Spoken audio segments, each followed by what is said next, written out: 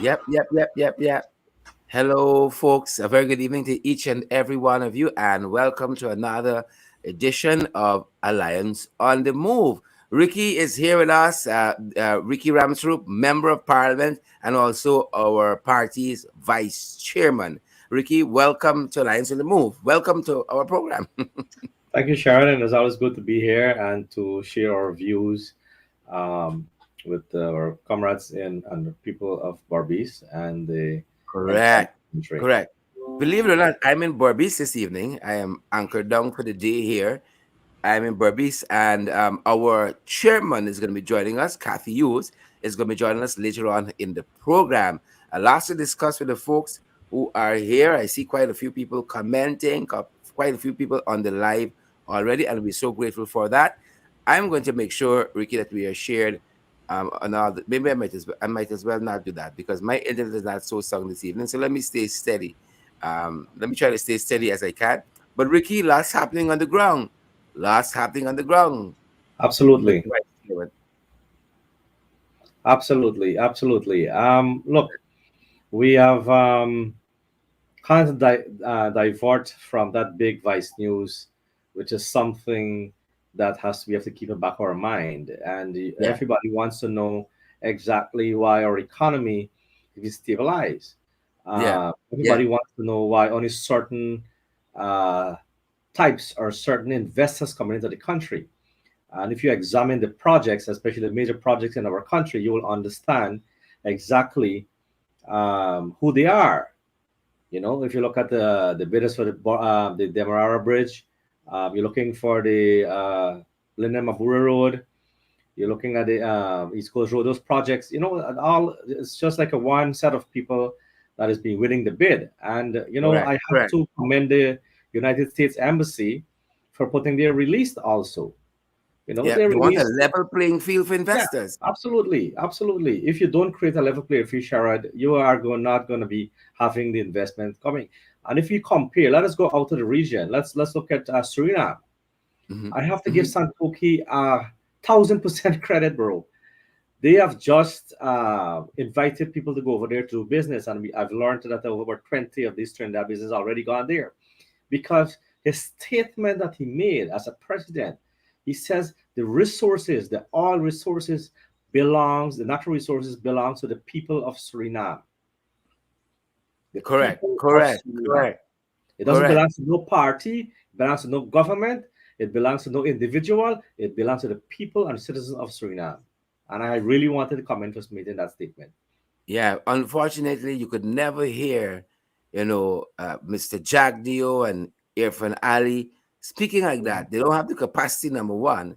And then, of course, it's friends, family, and favorites. Leader of the Alliance for Change, Cameron Grant, but then often says that.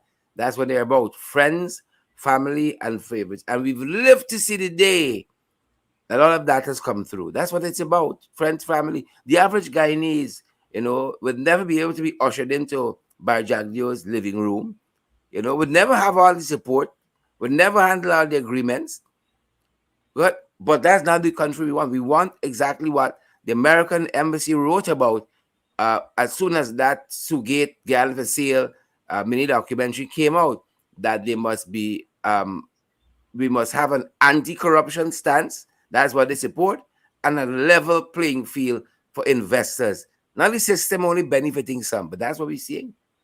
That's what we're seeing. Absolutely. And you have to create a level playing field because, I can recall in the last 5 years in government, I can speak specifically for the logging industry. We have a lot of people in quarantine who are doing logging. Um, we tried to create a level playing field for all, which included a big company, Barama, that had to give up their logging concession Mhm. simply because we asked for a level playing field because they were giving a certain tax break and certain benefit from the government of Guyana signed a while ago, But are we simple asking to create a level playing field? Because we're all entering one market, and people need to understand when you create a level playing field, the importance of it in terms of the private sector. Because we want to support the private sector needs to have a level playing field. You understand? Correct. For Correct. similarly, you have the Chamber of Commerce in Barbados. Those persons need to have level playing field in doing business.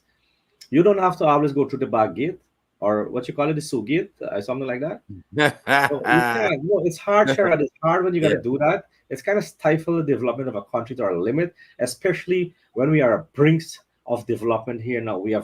We have got this resource that we can turn it and turn away our entire economy in our country 10 times fold. You understand? We have the capacity and we have the potential to do it. But if you don't have the policy to guide that development, it wasn't gonna happen. Imagine over almost 2 years already, or is it over 2 years in government? Yeah. It's just about 2 years. Just August can make two. So we're right there. Yeah. August can make two. And what are the developments? I want our listener, our viewers, and so on to tell me exactly what are the developments. All the projects that's been doing is what we had already. That Linden to Mabura Road, we had the funding for that already.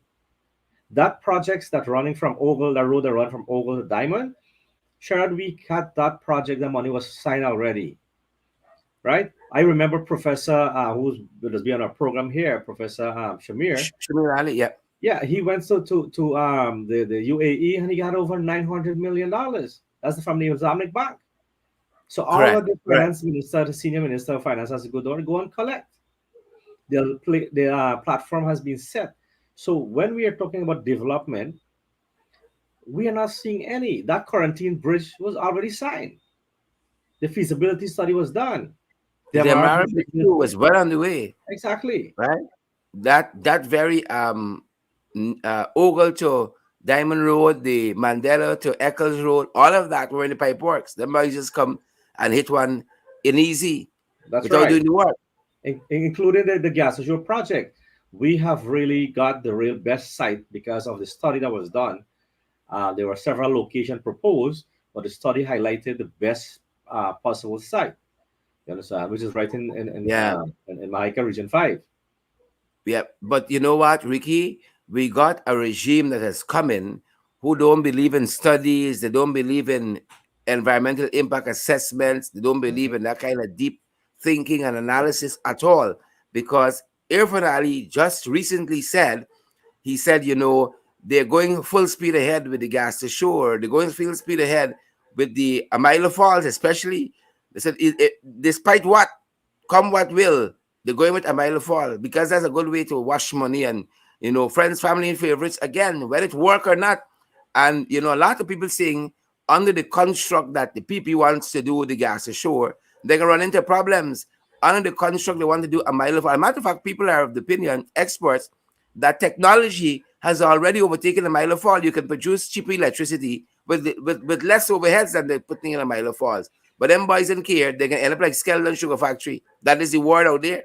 But the Amalia's Falls project, the people who are the funding pull out Yeah, because they know exactly that it is not that feasible yeah, because of the yeah, same yeah, overhead that is there. You yeah. understand? Look, it will be great. It will be good for Guyana if you can have it, but you have to ensure that the study being done to ensure that it is being can be benefit the citizens of Guyana. We can't have your children and their children to come to pay that debt. You have to Because Enrique, ensure that you're you have, right. yeah, You're right about that. It is not meant to benefit the people of Ghana. Again, to use the phrase coined by Kemraj, the effing up the country's friends, family, and favorites. And that is why Santoki can say what he said there, hmm, that this project, these resources belong to the people of Suriname, that's because right. he know that is true. We can't utter those words because you and I know, the people on the ground know, the protesters know why they're out there is because things tight in this country, things are difficult, the economy is stagnated, nothing is moving, nothing is growing under them. Their half-year report told us that sugar production is down. I mean sugar down like the Papua New Guinea and so on. But the sugar production is down, rice production down, gold production is down, nothing That's is right. moving. Again, Cameras in my head this evening, they're like banyan trees, nothing grew under them. And that's the fact of the matter. And you know what? You know what, Ricky? Just recently, 2 weeks ago, at our national conference, Kemraj spoke, and he spoke some words of wisdom, trying to give some direction to our delegates who are gathered there. Quite an important message that our party needed at this time. And we want to play some of that for our viewers. Ricky? Yes, absolutely. Words of wisdom. Folks, we're going to come back on the other side and we're going to pick up back on these issues and some other things as well. I see lots of people asking about us leaving the coalition. Well, hold on, man. We got to get to the other side of the program. Yeah, like know a lot of things too. We can see you guys on the other side. Take a listen to Kemraj. Let me make sure I have this queued up. Take a listen to Kemraj and then we meet back on the other side. I will just, before I commence my address, ask Pastor Alex to come forward. Is he there? Could you come forward, please, Pastor? Yeah. And could I just wanted to do the honors because it was an extraordinarily good, almost godly gesture that we got this place after the request was made of him by Ricky, a good friend of his. So, in the context of getting something that's almost like Pegasus, I'm going to ask Ricky to come forward to make this donation for the church to Pastor Alec.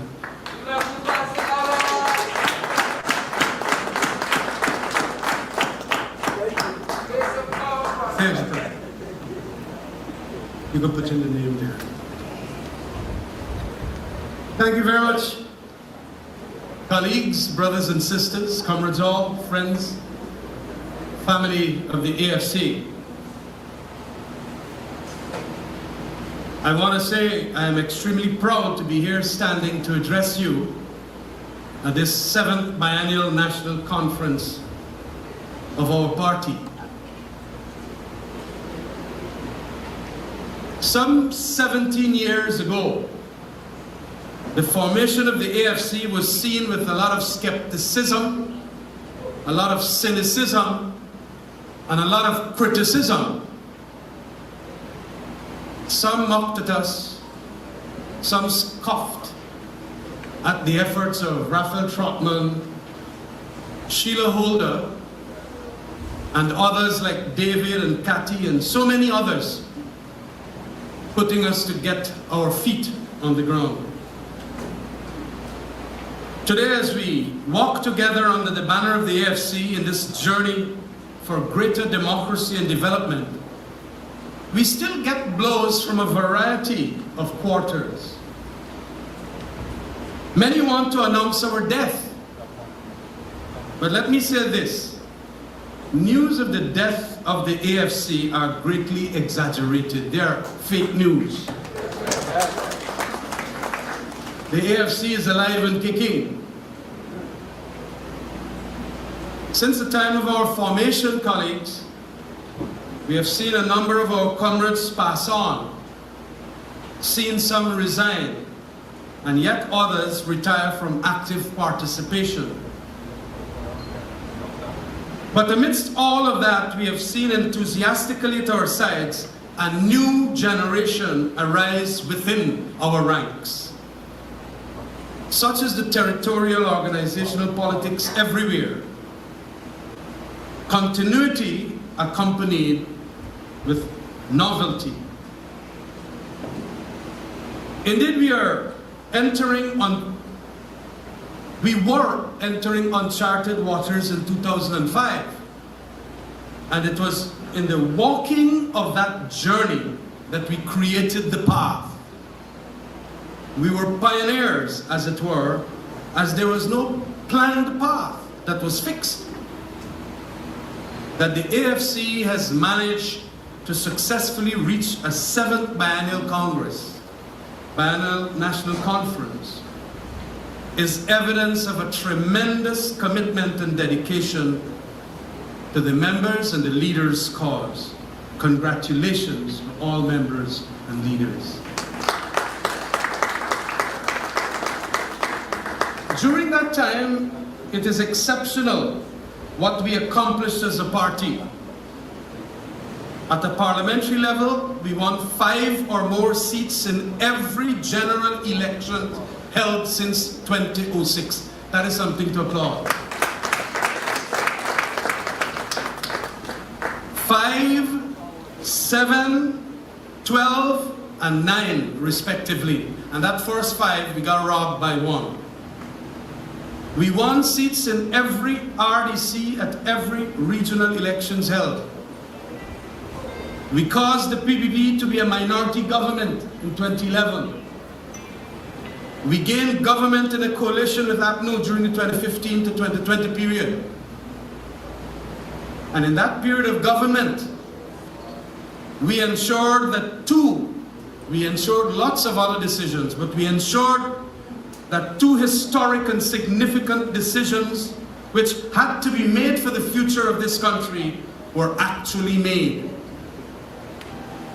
I speak here of the signing of the Petroleum Production Agreement of 2016 and the right sizing of Gaisuko in 2018. Brothers and sisters, understand this. Generations to come will realize that those 2 decisions are what made Guyana transition from potential to actual. We were always a country of potential and potential. But we have made it now a country of actual. The actual today is that we have become the envy of the entire Caribbean and the wealthiest per capita nation in the Americas. Firstly, on the right sizing of sugar, we halted the flushing down of millions of dollars of good money into a black hole called Gaisuko. Today, in whispers which are getting louder and clearer, even the PPP government is supportive of that right sizing. And in all their hypocrisy, may soon continue that right sizing by closing down iFloat factory. We knew the rightness of that decision on this sector, and only we could have made it. We were ahead of our time. If it was wrong, then ask yourselves the question, why is it that the PPP government not reopening any of the closed estates it promised after spending 13 billion on the company in the last 2 years?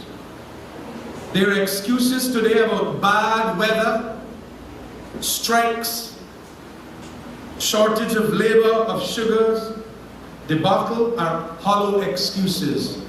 As a matter of fact, these excuses were the reasons why we right-sized. The second great decision we made, the signing of that agreement with Exxon, has put our country on the map today.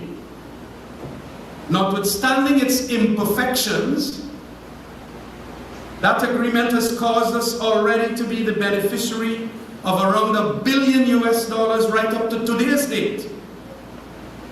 If you did not know, colleagues, the PPP government left us in 2015 with a bankrupt economy and a corrupt governance structure. We left them with a humongous largesse, that huge revenue stream which they had condemned as a rotten deal and which they said they will renegotiate when they get back into office. Have they renegotiated? Just like their somersault and sugar, they are adamant that they will do no such things. On both deals, they fooled their supporters in all Guyana. Today, colleagues, that investment in the oil and gas sector has mushroomed also into so much other investments which were unimaginable before 2016. What is strange in this land is that such a narrative which ought to big us up for being bold and brave is not forthcoming.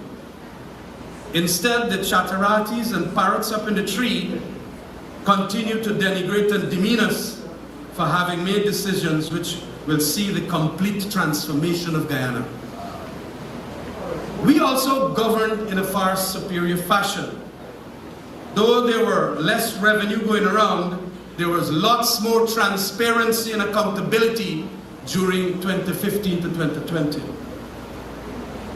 Wherever the comparisons are made against what we did and what is happening now, the result is certainly that the PPP has proven to be most punitive, most unprincipled, and most discriminatory. Look how they are making our city into once again a garbage city and humiliating the municipal coalition council, as so pointedly articulated in yesterday's Tablet editorial. It is this regression of our national governance since 2020, colleagues, which the AFC has to prevent and counter at the political level. To do this, we have to make the right turns. One such turn is getting back to the reason for our successful emergence. As I recall it, it was to bridge the racial ethnic divide created by the then existing PPP and PNC.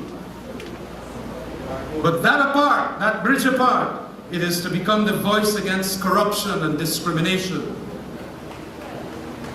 Colleagues, as you know, my conception of bridging the divide must not mean we have to stop talking to either of the big parties, nor to be antagonistic with them.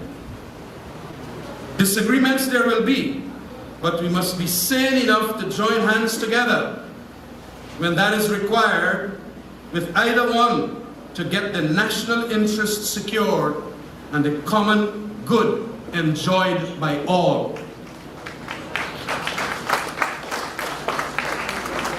It sometimes becomes an activity similar to dancing between the raindrops. But we must realize that such is the hazardous occupation of a third party in an ethnic-based political community as Guyana is. In that regard, I am happy that this national conference is going to deal with the issue of the way forward as regards our association with our coalition partner. The assessment and introspection has been called for and must be dealt with. The document states the options have been circulated. You all have it. I hope wise counsel will prevail and a decision in the best interest of the AFC is collectively made.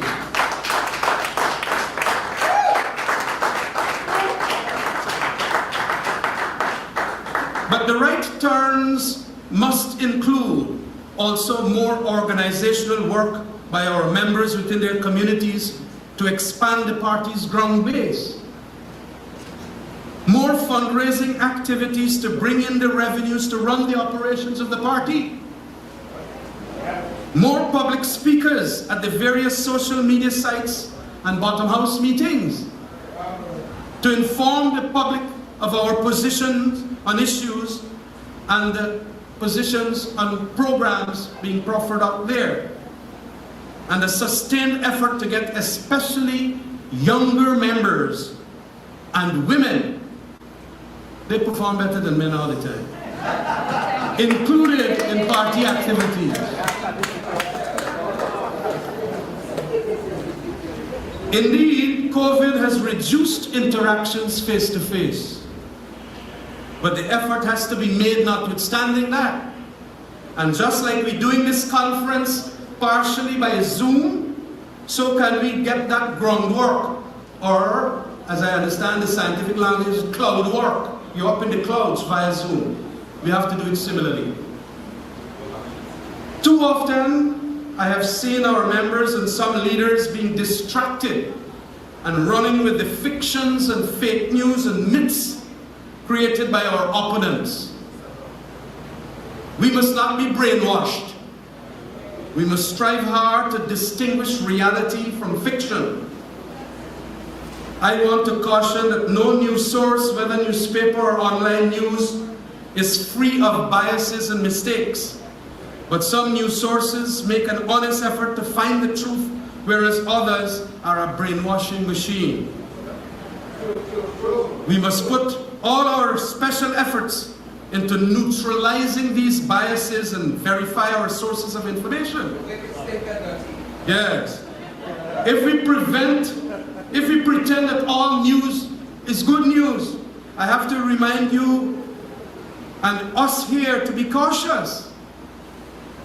And as an intellectual giant of our time that I read pretty regularly, Yuval Harari says, if you get your news for free, you might well be the product. What we read then is important. And good readers make better leaders.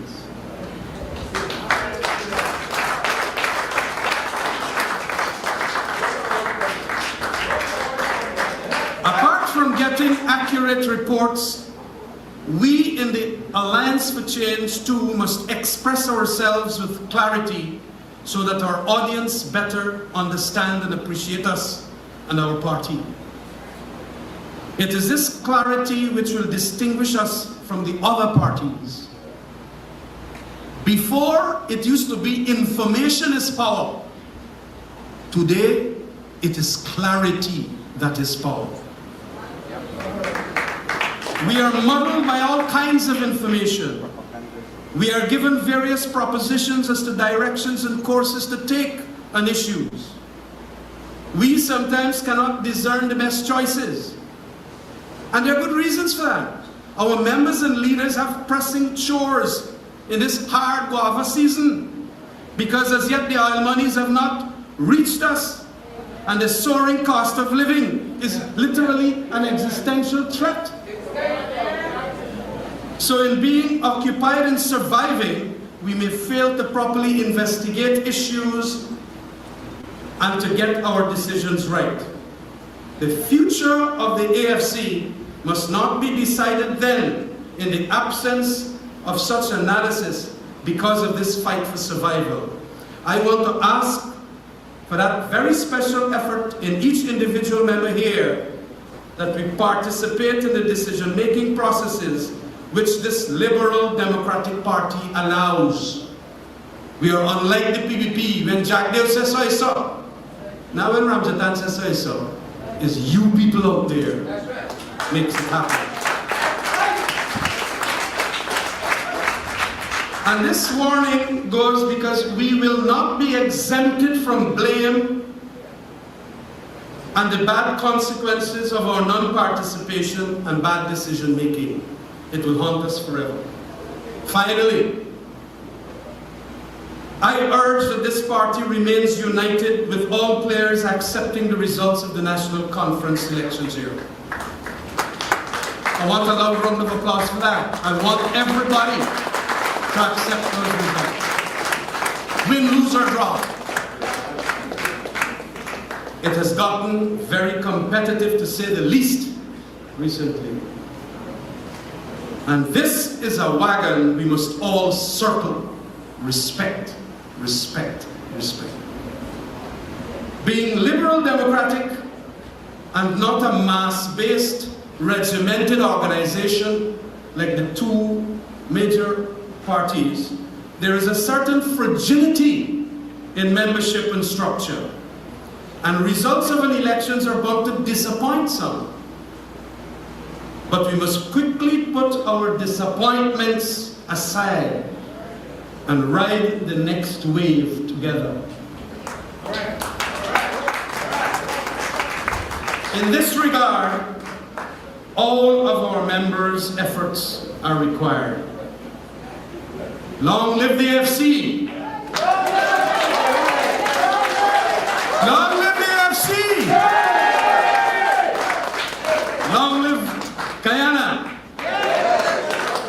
God bless you all.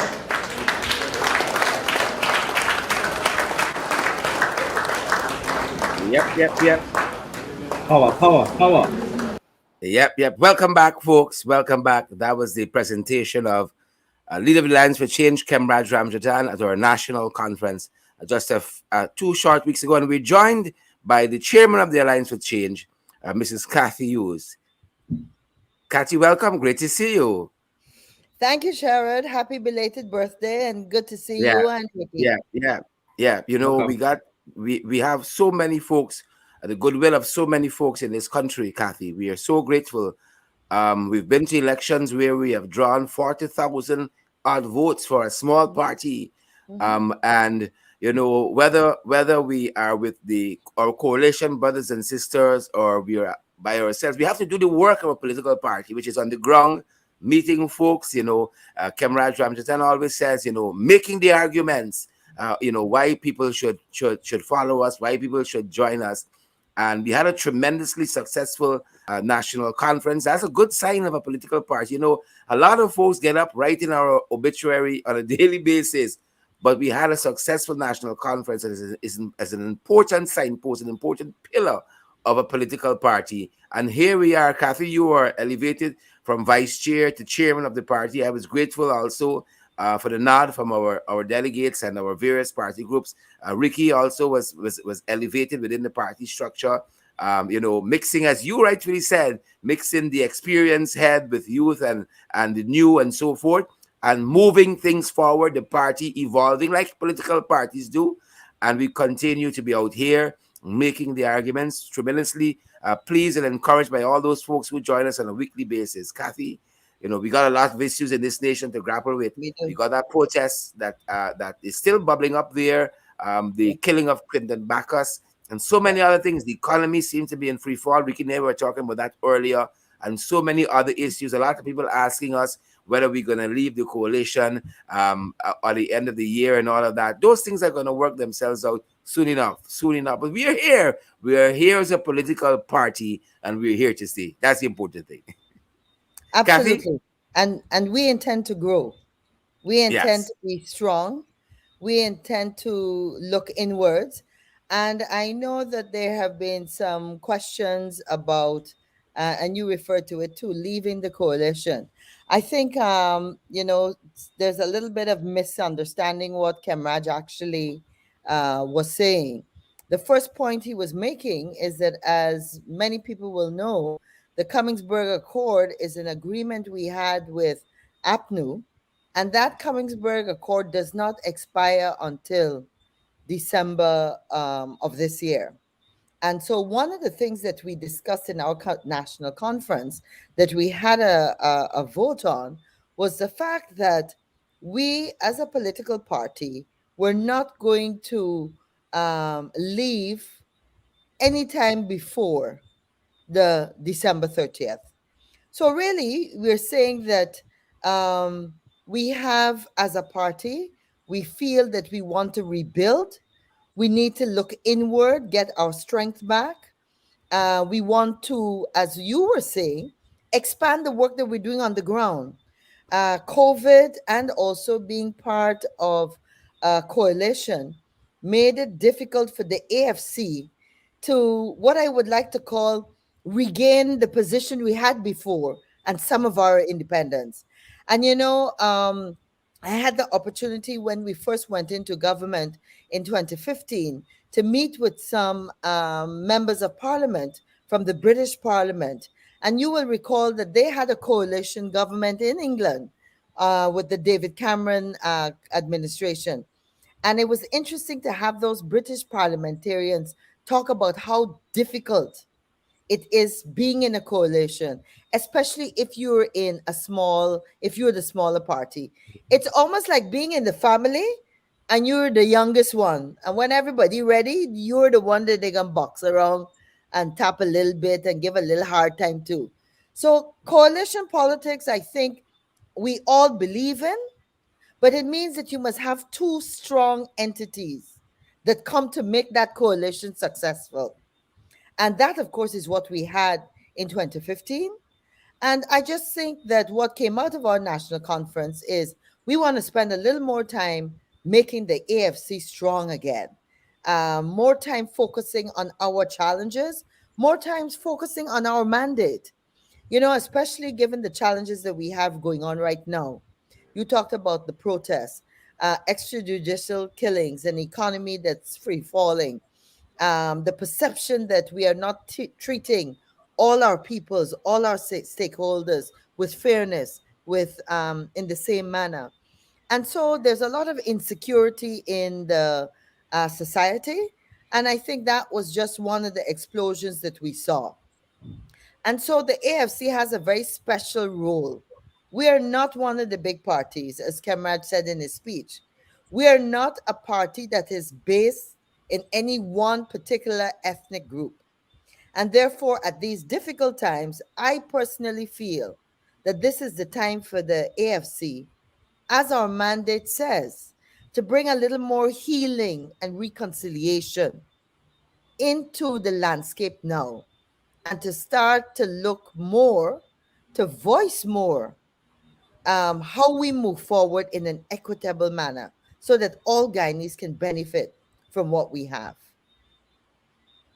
Yeah, yeah. Mr. Vice Chair, Hi, sure. Thanks. I mean, Kathy's absolutely right. I think a lot of people were surprised about our national conference, and they shut a lot of people up, especially our famous writer that writes every day, and he dog always step into AFC. But probably the dog was he probably died by now, I guess, because I mean, it's hard to say that, but every single day, and I gotta thank them sometimes because they're promoting us, and I really wanted to thank them for that because the guy actually called me and wanted the statement I made and tried to bully me. He's a media, so I wanted to ask. Was going to ask him. I wanted to be rude, but I say, you know what? I know him how he stay, and you know what? Goodbye. So I ended the conversation. But you know, indeed, there's a lot of work we have to do. We have to keep going, building, moving forward, and we have to ensure that you know that we are have the right people on board, and ensure that that this economy here that we're studying and that we brought on in 2016, as Kemraj mentioned, that just excuse me. go ahead, Ricky.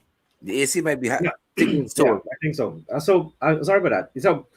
So the economy we brought on here in 2016 when we brought that oil is that just imagine that if we didn't bring that on in 2016, what would have happened to our Yep. economy now, Yeah. given what's happening in the world, around the world. But if you don't spend or don't account for what we have brought here to you, then we are going to ensure that we have the same free fall economy that we're talking about. You understand? And Gulsaran mentioned that. Sharon and I was discussing the feasibility studies of different several projects that Kathy, you were part in the government in our time that was establishing. And Gulsaran said that if you doesn't do the feasibility study, it is what caused all the failed project on the PVP. And I can Yep. list a few. I can list a few. Under Same Mr. right for me. Jagdeo, under Mr. Jagdeo, because Absolutely. there's an illusion about Mr. Jagdeo being a super economist. But I mean, when you look at his record, there have been a lot of failed projects that have been under his tenure. And I think, Ricky, you were going to start with them, the Skeldon Yeah. project. So I started with Scalan Sugar Factory. Yeah, It's spent over 200 million US dollars to do the proper feasibility study. yeah. Then we came back to the specialty hospital that we didn't even know who were the contractor because you didn't not study and if you had to study documents to ensure that the contractor was qualified to Hmm. do such a project. You didn't do the Hmm. due diligence check for that person, that project. Then you And went that on was to a 4 minus million, 4 million down the drain. down the drain disappear. And Mhm. that's US dollars, eh? That's US dollars. Then we had the hydro project, over 50 million US dollars, and it can't up to now it cannot be operated. They boasted recently that they put it on the manifesto promise that they're going to do that project, and yet the financial protocol out again because people understand that we're not a proper feasibility study done, and the IDB, Kati, didn't support such a project. You Mhm. understand me? Because it was not feasible. Then we had the fiber optic cable, which Mhm. is supposed to bring in Correct, that broadband and that correct. wave there, 80 million US dollars. Internet all over. Yeah, Yeah. and And then those the Skeldon packaging. and then the skeleton packaging plan. So all Mhm. these here projects here has been a failed project. So how can you, in our rightful mind, say that this is an economist that it was good for Guyana? He's the best. Yeah. He's the bright. Is this? What are we really? Are we brainwashed or are we Correct, confused? correct, Yep. correct. All And You know, and Ricky and Sharad, one of the worrying things, as you will know, is that there's no feasibility study for the bridge across the Demerara River at the current location. We know that David Patterson did a series of feasibility studies when it was going to be, they had proposed a different location, and that is this whole issue of transparency about accountability. These are the issues that we have to tackle for us to be able to move forward as one people, one nation, one destiny. I know Mr. The president likes to use the one Guyana, but we already were one Guyana in our one people, one nation, one destiny. That's our motto. But you can't be one Guyana if certain sections and persons continue to feel like they're alienated and they're left out. And that's the dangerous thing that we are facing it this week. It really ignited, it blew up, and I am Correct. very, very worried, like many Guyanese are. Let me say that we do not accept violence and destruction of private property as we saw in that protest, right? Or public I don't property. even want to say in the protest, because the protest was a peaceful protest. And I think there are enough images that have come to light that show that clearly there were people that infiltrated the Yeah. process. Yeah. There were pictures of persons that were looting, that they determined were living in Diamond, that came all the way. So unfortunately, this is where too, the police have to be so sharp, because you have a peaceful protest. Those folks had absolutely every right to be protesting.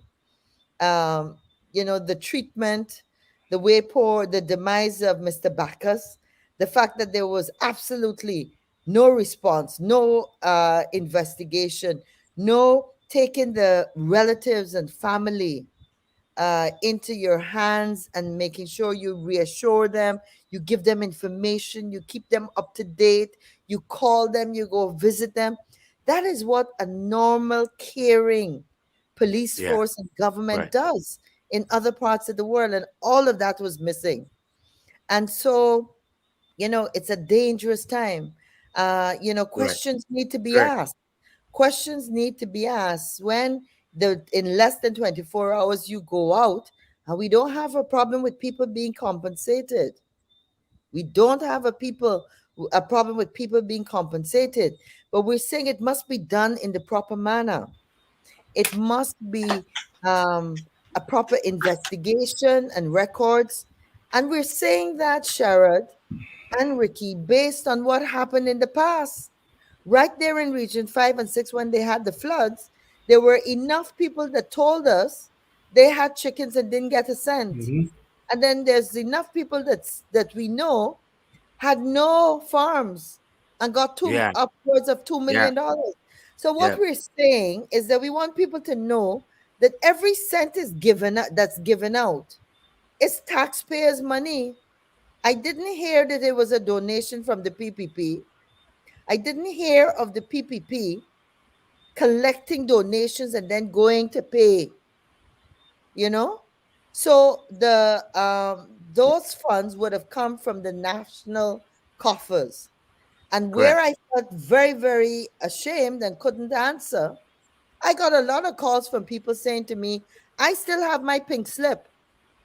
I Yeah. never got my Yeah. Yeah. $19,000. And they So say how money finished. what about me? What about me? And here I'm not talking only about Afro Guyanese that didn't get their monies. There were Indian, Amerindian, indigenous. All I'm saying is that we have to get to a stage where everybody feels that the system protects them and looks after them. And when you don't have that, you have a recipe for disaster. Throw in some of the unacceptable ethnic slurs that we saw. We can't accept that. And what is interesting, I had again somebody somebody said to me today, I've been waiting, and this person works as a housekeeper. And she said to me, Mrs. Hughes, I have been waiting to hear somebody from the government say, no, you cannot say that. I don't know if I missed it, but I'm just sharing you a comment Yeah, that somebody said to yeah, me today, that nobody in the government, to that young man who was cussing up black people and he won't kill all of them, nobody immediately said, this is totally unacceptable and we will not have it. I didn't hear anything from the Ethnic Relations Commission. yeah. Even You in know, their, even in the individual capacities, ministers of this current government could have said, "This is not what we're about as Guyanese, and this is that's right. unacceptable," right? And these same folks would be very quick to social media if something was said about somebody in their camp. Would be very quick to social media, and then here you had not one, not two, perhaps three or four persons saying some of the most vilest things about Afro Guyanese, right? That should have no place in our society, and it goes unchecked by those who should be leading this country, but perhaps it serves their purpose. Yep. Yeah. Yep. When Kathy's mentioned that the person came from Diamond, then the intellectual authors come to mind. You understand me? Because there are people who are trying to do the infiltrate. And let me don't tell you somebody assessment that sometimes have to be clear, and this is our people in Barbados can understand. From Golden Grove to BV is a 5 police stations, 5, not one, and it's some deliberately that they were waiting in BV to stop that protest. That protest could have stopped at a location right at just after probably Nenmore or let's say Melanie for instance. Where's the locations which is don't have much people living, like with the Barragong areas right in Bachelor's Adventures.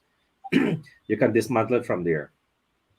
And that's coming from experienced police, professional police like Paul Slow and so on. Right? BV is 1 minute away from Marnipo. And Shara, thanks to you for some of the video that you share that shows trauma gasoline from the same vendors in the market. You see, as we sit down and we analyze what's happening, and you go through this video, you're going to see exactly the intellectual artists that's coming to mind, are coming into the spotlight. So when the president talk about intellectual artists, he has to be very careful. Mhm. You understand me? Because these days they're got to keep up with what we call the social media and these cameras on the phone, because people are flipping, taking short videos, quick, all over. Just like you were telling the guy in box, and who is he? Who is he? It's like the president ready to put a street fight. You are the president of Guyana. You have to carry a certain level when you're going out. You understand? Yeah, You have to carry a certain yeah. level. You got your bodyguards around you. You can't just speak to people like that. Who's you? Who's you? In I a think, tense situation like this, you have to listen. Kathy, on and that very, yeah, right ahead. what was really disturbing is the failure of the police force in terms of the investigation. And this is the thing I don't understand. I mean, I'm just a lay person, but police force is supposed to have information, undercover information, a couple undercover people that are usually out there. And therefore, how is it that you can have people infiltrate the a peaceful protest and you don't know who the guys are? You don't have any information on them. The policemen from that area, they don't see people and wonder and notice who is actually doing the looting. Are they able to pinpoint that this is not somebody from the community? They're not sharing any information. Um, that is also very worrying and very suspicious. Very suspicious. Kathy, You know? on that very note, I had the misfortune, perhaps, of coming down from Berbice on Tuesday morning and was Mm. caught in all of it at Golden Grove. Lots of persons think I left Joshua. When I was actually coming down from Berbice to do our morning show very early in the morning, and was caught up in the roadblocks at Golden Grove. And as I was there, couldn't get to town to do the morning show. Decided to go live from Golden Grove there. And I saw village after village, the police pulling back. I mean, Ricky gone to Monrepo as high as Golden Grove itself. Long before that crowd grew, there were police who came with riot gear, and there were soldiers behind them. And the protesters rather, never assaulted the police. They just walked, and the police moved, and the soldiers never engaged them, Yeah. never engaged them. And from there on out, the police just kept basically reversing down to Monrepo, you know, Mm-hmm. just kept reversing down to Monrepo, village after village. But what is interesting between, as Ricky said, you have all those police stations between Golden Grove and Monrepo. You have a lot of villages that where our East Indian brothers and sisters live, they inhabit. And Yeah. along the way, they were our East Indian brothers and sisters going and coming, and nobody was harming them.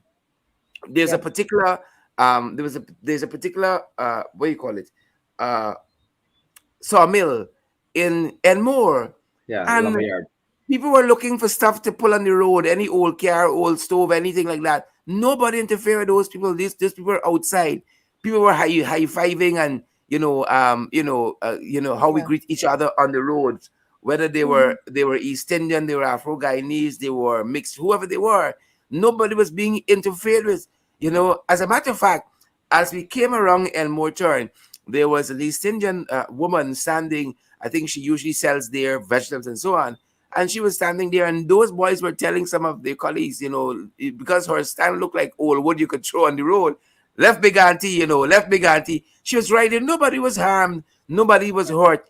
Throughout that whole length, 6 miles, I see some people say 6.5 miles from Golden Grove to Monrepo. What changed as Monrepo? You encountered different East Indian villages. I don't want to say that necessarily, but villages where East Indians live, our brothers and sisters, in the majority. There was without incident. What happened at Manripo?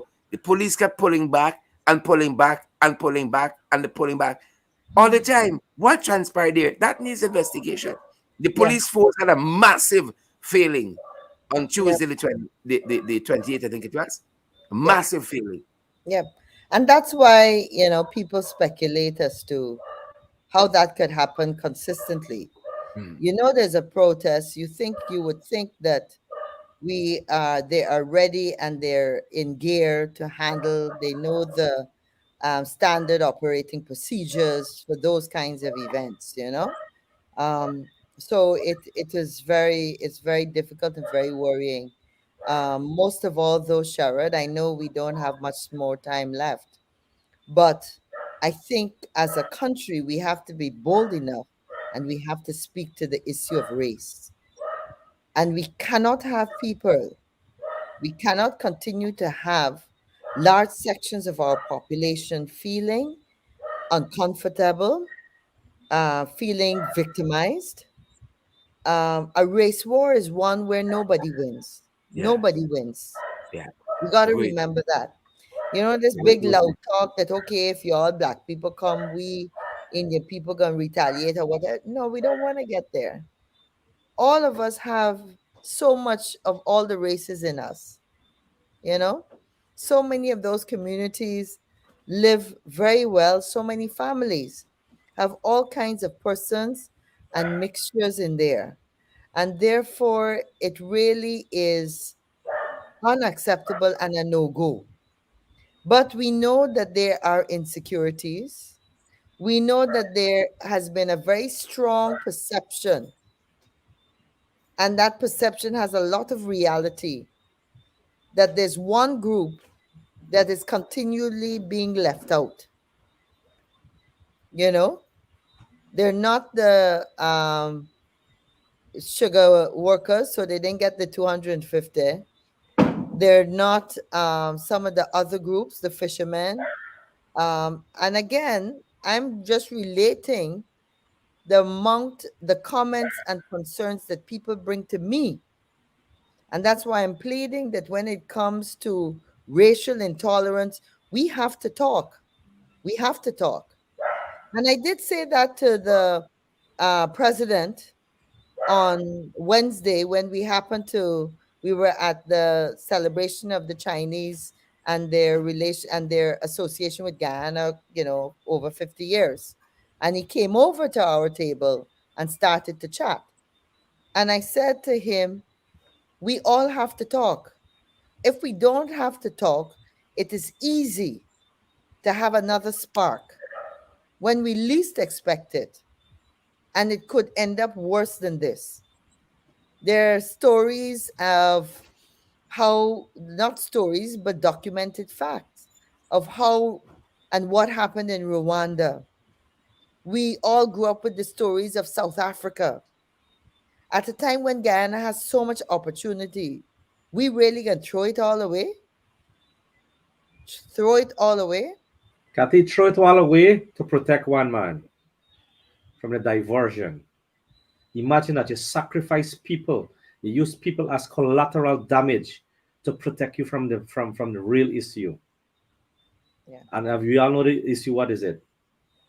This whole story about the Vice News thing, Kathy. Yeah. They're still with us. There's Yeah. no getting over that. Yep. There's no getting over that. We Yep. all saw, right? And there's nothing you can do to And you could unsee just, that stuff.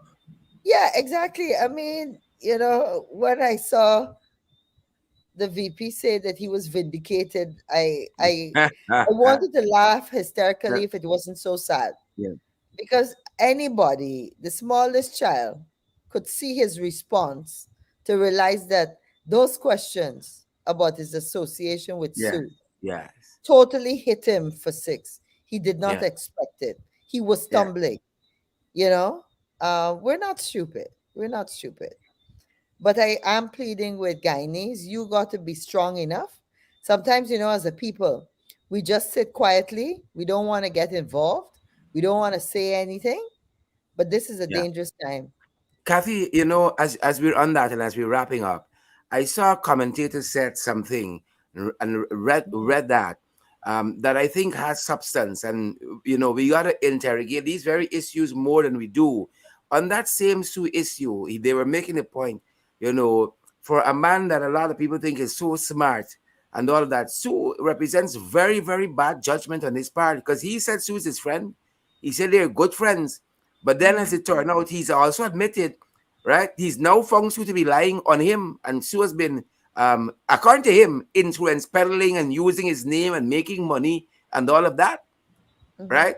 So it struck me that he seems to attract a certain quality of friend. You got Sue, you got Ahmad, it's either people who went to jail or going to jail. Is the kinds of this way. He seemed to attract a certain quality of friend, like, and among these friends, he seemed to be quite like, in my own personal estimation, quite like Claudia Singh. You had GCOM, all this rigging happening around you, but you know nothing about it. Everybody else involved in this grand scheme, it was you the only angel. He got all these bad name friends who went to jail for pushing cocaine, went to jail for this, went to jail for fraud, went to jail for embezzlement, went to jail for Ponzi scheme. But he, among his friends, all all these people, but he's the only angel. You understand me? Sharad, So, Sharad, Kathy, talk to you us. remember you remember what your grandmother used to tell you, or you would hear Re- those big Remind me. ladies that you know who you are by the friends you keep. Yes, yes, Remember? Them yeah, old people yeah. say that all the time. There's a lot of Hmm. truth in that. Does that show me your friends? I'll tell you who you are. That's right. That's another Yeah, version of it. Absolutely. yeah. Yeah, Yeah, it is. so it, It it, is. it is striking, and the commentator publicly in one of those newspapers was saying that if anything, it reflects very bad, poor judgment on his part Of because he course. seemed to attract a lot of unsavory people because he is now confessing that Sue is an unsavory character. Yeah. But the You know, man renting your house and inside your yeah, yeah, house. yeah, yeah. And bringing people over, discovering this is quite the Yeah. strangest thing ever. Strange, Yeah. but these are the issues we got to grapple with, and whether Yep. you want this kind of leadership or you want something different, Yep. you know, We don't have to put up with this. We got sufficient people in this country and sufficient leaders in the country. We don't have to put up with this kind of leadership where it's only one person, seem to have, as he rightfully said, all the support. Sue gets all the support. Yeah, Sue handles all the agreement. We still all don't know the what that means. agreement. You know, we Yeah, understand English language. English is our mother tongue. You yeah, know, and we yeah, understand English language. Yeah, all the support. Right? He handles all the agreements. This country still yeah. haven't We heard a still waiting to rationalization see. of that. We still waiting to see the agreements. Yeah, yeah, and we haven't been told whether Sue has been found. No, Right? You could tell but me. You you could pick you up. expected to hear that. You expected He to said, hear that. he said he was looking to Sue, looking for Sue. Public enemy number one to throw Sue out. Right? But he ain't find Sue yet. You know. No, and it's such a small country, small population. Yeah, You know, yeah, yeah, it's a strange thing. So Sharad, because I know it's wrap up time. We have to keep this in mind because I wanted to for us to examine from now on the changes that will be made or will be making. Because if look, we have to understand how this thing affect our economy. yeah, It's affecting our economy very badly because you're not going to get certain heavy projects or major projects or an independent investor coming to this country and say, look, Guyana is open for business. You run to UK, you invite people to come and do business. You go to Canada, you invite people to come to business. You run to all other countries, to the US, to say come to do business in Guyana. But they're not going to come because those persons' countries have very serious policies. You Yep. cannot corrupt government official at a certain level. Check And the US and Rick, Constitution and see what happens. and So, Ricky, the other aspect of that is that, and we saw that in the records because we know that for some of the tenders that for the some of these projects, they didn't really get the level and type of company that they were hoping to get. The internationally recognized big names. It's only one or two. I don't want to say what type of companies that have actually put a bid in. And I've been told, and it makes perfect sense, that when you don't have the proper feasibility studies, when you don't have everything above board, that a large reputable company could look at it and put together their costing and really know, these guys, the way they operate, they're not putting in a bid when they don't have all that background information, the yeah, foundation yeah, information. yeah. These guys don't operate like that. The they go, possibility of being sued, they go to not knowing sue. how much you're going to really have to spend on the project. Um, you know, Yeah, Um, it's these are the times we're living in, and our time is gone, yes, unfortunately, and we yes. haven't even had a chance to examine, if some of Irfan's thinking of recent, burial ground and cemetery and all that, we didn't even Oh, I mean, well, is there nothing better that you could think about? And I early in still the don't morning. understand. Still don't understand the analogy. I mean, we all know we gonna end up. Death Yeah, is part of life. but we don't want him to take us there. God But knows. yeah, but at this point Yeah, in time, should we be thinking about life and yeah, thinking about how we take advantage of what we've been yeah. given, how we But work but together? Kathy, look, the kind of hate things like that can inspire, because it's subsequent to that you hear people talking about cooking food and inviting black people and killing out everybody, and you see I that? know.